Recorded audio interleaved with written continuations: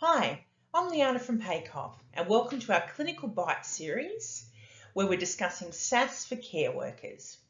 Today we'll be talking about scoring the SAS while having a chat. The SAS sits amongst our suite of tools in PACOP and we use the SAS to monitor the distress that residents may be experiencing.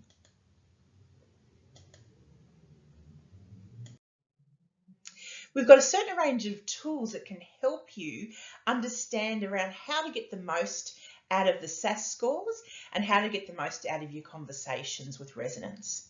We've got the PACOP SAS ruler, which you'll see here, which comes in two different sizes.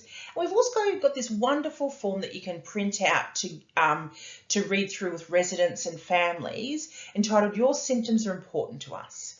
And what this does is talk through the process of the SAS assessment and why you might be asking those questions. So it's a really great way of facilitating those conversations. So what we know about asking residents about their distress and using the SAS is the best way is to have a chat.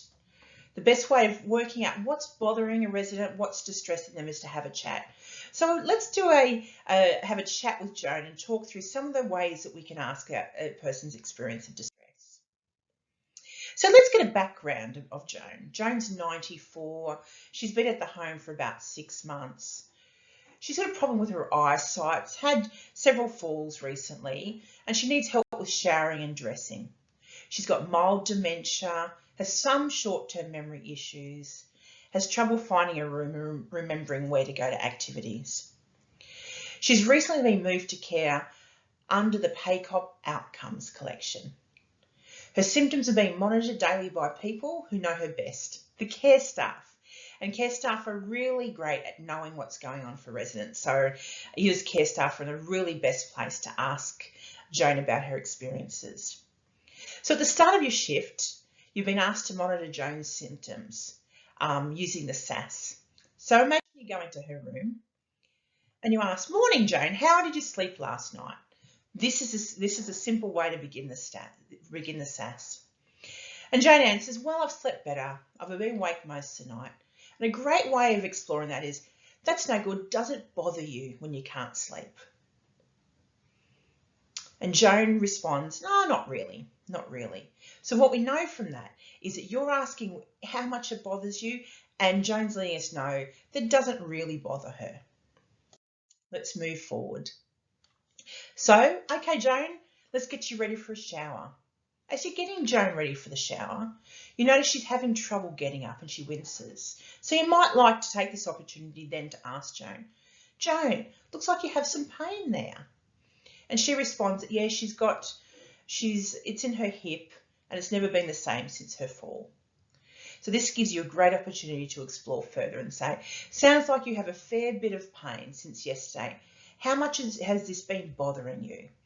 And she responds, "Yes, it's been bothering me quite a bit. It hurts when she walks." So with your asking, you've inquired about how much it's bothering her, and she's let you know that it's bothering her quite a bit. So let's move forward. So Joan has a slight accident with her bowels in the shower. And she is quite worried about it. "Oh dear, I'm so sorry. I seem to be not able to make it to the toilet in time anymore." And you respond, "No need to apologise, Joan. It's not a problem at all." And she says, "I'm so embarrassed. It really upsets me. It's happening more often than not." And we know from that, and asking that it's actually really quite bothering Joan, that this is something that's bothering her. And you've checked that by asking her. After the shower is done, you start to chat to Joan about what's on for breakfast this morning.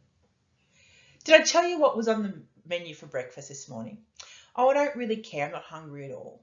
But you usually look forward to your porridge. And you know this as a care worker from working with Joan, from knowing what she likes and don't like. So you can really check what is different for her in this process. And she talks about losing her appetite. And you ask, "Does this bother you, Joan?" And she says, "Not really." Then you ask her questions about, is she nauseous or sick? She says, "No, I just don't feel like eating." So whilst Joan may not be eating, it's not something that's particularly bothering her. You're helping Joan get dressed. You notice that she's a bit puffed after the shower. And she says, I get a bit puffed when I do things. You tell Joan about the activities. You know, there's a card game on today. She goes, oh, don't bother. I'm just too tired to go today. And you really inquire a little bit more. Really, I've noticed you haven't been going lately. Is that because you're tired? And she says, no, I just don't have the energy. How much does that worry you, Joan? Again, ascertaining if that's bothering or worrying Joan. So if a resident's unable to check themselves, you can use a proxy, and that's someone who's close to the resident, like a family friend or someone who knows her well. It's somebody who knows their usual behaviours. And if so the important bit here is that we score it from the resident's point of view, you know, and use it from understanding their usual behaviours. So one of these, the tips we like to use when we're using the ruler is the 3 R's. Use the ruler, record the aspects that you've noticed, and then report it up using the SAS action plan here. As we can see, if we notice a mild symptom, we report up within the shift. If it's a moderate symptom, we report up within 30 minutes, and severe within immediately to the RN.